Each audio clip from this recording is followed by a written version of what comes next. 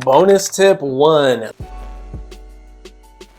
Let's clean up some background noise. So here, if I play this back, you guys can hear a ton of background noise.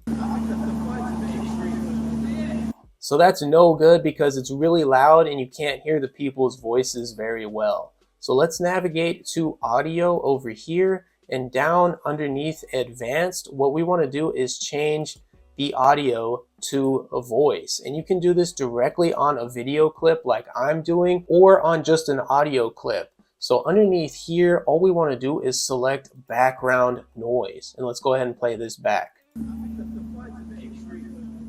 So you can see that does a really good job already, but it's still set at 50. Let's go ahead and increase this and see if it helps out a little bit. I'll crank it all the way up to 90, and now we can play it. So you guys can see that most of the background noise that we don't want is completely removed. And sometimes reduced background noise is not enough. You kind of have to play around with a few of the settings here until you can get the audio the way that you want it. Watch the full video now. Link on screen and in the description.